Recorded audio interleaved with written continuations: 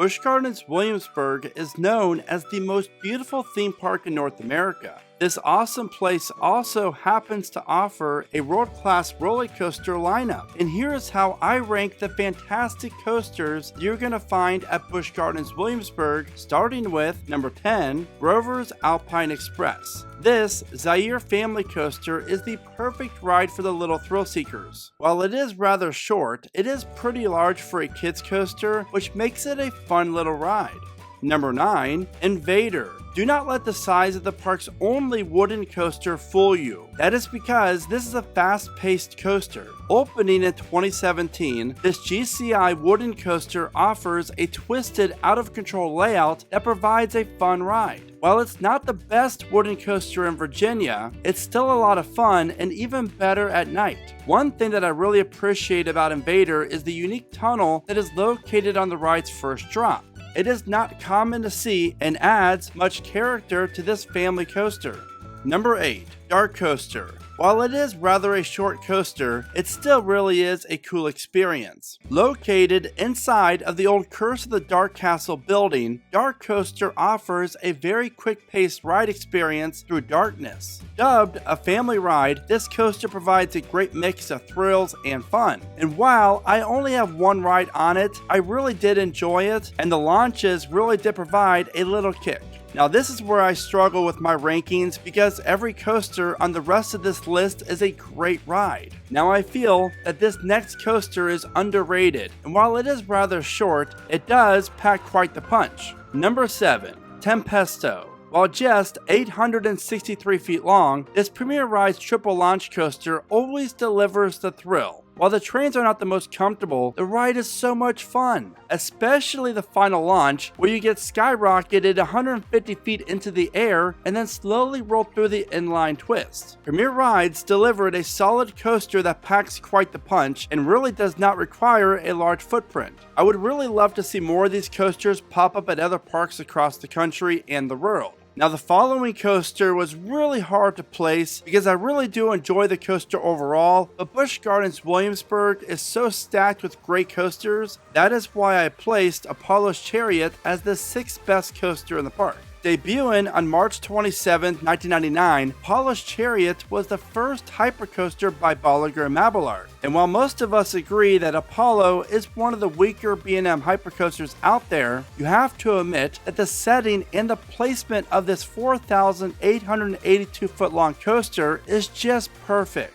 While Apollo technically is only 170 feet tall, the drop is 210 feet, which makes it classify as a hypercoaster. I really do appreciate how this coaster uses the park's terrain to its advantage, which just adds to the overall ride experience. TPR tip. Pretty much every coaster at Busch Gardens Williamsburg is great during the day, but come nighttime, they get even better. And Apollo is one of the best in the park for night rides. Number 5, Loch Ness Monster. Do not underestimate this classic aero coaster, and it's crazy to think that the Loch Ness Monster has been delivering thrilling rides since 1978. Loch Ness Monster offers a very unique layout that features 2 great drops over the water and the not talked about enough enormous never-ending helix that goes through a cave. However, the main highlight of Nessie has to be the interlocking vertical loops. This element is just beautiful and so photogenic. I am thrilled to see Busch Gardens Williamsburg spend the time and the money to keep Loch Ness running for decades to come. Number 4, Griffon. Standing at a height of 205 feet, Griffon is the tallest coaster that you're going to find at Busch Gardens Williamsburg. And in my opinion, this is also the best B&M dive coaster here in America. Throughout the layout, you're going to experience an enormous 205-foot tall 90-degree drop, a massive Immelman inversion, another 90-degree vertical drop that's 130 feet tall, and then leads yet into another Immelman inversion, followed by an airtime hill and a water splashdown. Griffon does not ride like the newer B&M dives do, and this and SheiKra both offer more intense rides, and that is why this coaster is one of the best that you're going to find at BGW. Number 3. Alpengeist. If you are like me and you're a fan of B&M inverts, then you know a lot about Alpengeist. Opening in 1997, this was the park's first B&M coaster. But the great thing is that Alpengeist still to this day offers one of the best first drops on any coaster in the world. Alpengeist features 6 inversions, a top speed of 67 miles an hour, and throughout your ride you're going to experience 3.7 Gs as you fly through the woods on this wild coaster. But for me, what I love the most about Alpengeist has to be the first drop. The way the track twists under the lift hill from that height is just impressive. Honestly, Alpengeist would easily be my favorite coaster at Busch Gardens Williamsburg if the second half wasn't so slow and was more intense. One thing for sure is Alpengeist is a first half coaster, and the way the train flies through the Immelman, the vertical loop, and then the Cobra roll is just insane. Number 2. Verbolten.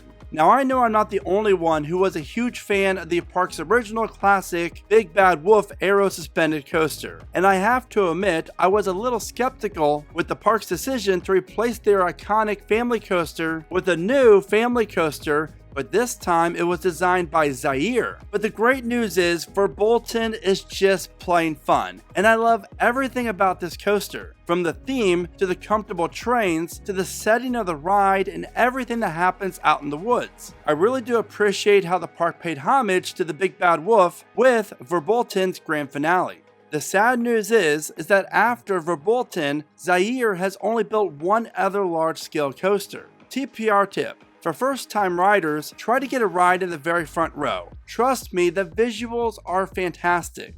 And of course, my number 1 favorite coaster at Busch Gardens Williamsburg is the one and only Pantheon. And what makes Pantheon so top-notch is the attention to detail that Busch Gardens paid when it came to the theming of this coaster. Now obviously I'm just kidding, because Busch Gardens Williamsburg had a budget of around $15 I would say for the theming of Pantheon. And it's a real shame because this coaster is a fantastic ride that offers a very thrilling layout that would be so much better if there was some theming around the ride. Pantheon gave Busch Gardens Williamsburg a very unique launch coaster that has easily become the most popular in the park. While the first part of Pantheon's layout doesn't do a whole lot, it's all about the swing launch for me, which is one of my favorite parts of Pantheon. The vertical spike is really forceful and offers great views. Pantheon's top hat is always fun, especially when you're riding in the very back row of the train. And while I will admit that the outward banked hill on Pantheon is a little underwhelming, it makes the ride's next element that much better. Pantheon's 0G stall is so sustained, it's perfection, and really is my second favorite part of the coaster outside of the swing launch. After the stall, you're going to encounter some fast-paced turns and an airtime hill before flying into the final brake run. Intamin did a fantastic job on Pantheon, and Busch Gardens did not when it comes to theming. But really, this coaster is great from start to finish. TPR tip.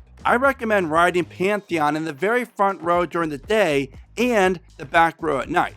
Now, if you're planning a trip to Busch Gardens Williamsburg, then you really do need to learn about my plan of attack for saving time and money while you're at the park. The video link is at the bottom of your screen. So now that you know how I rank the coasters at Busch Gardens Williamsburg, I want to know how you rank them. Be sure to let me know in the comments, and as always, thank you so much for watching. Remember to smile today, think positive, and keep riding coasters.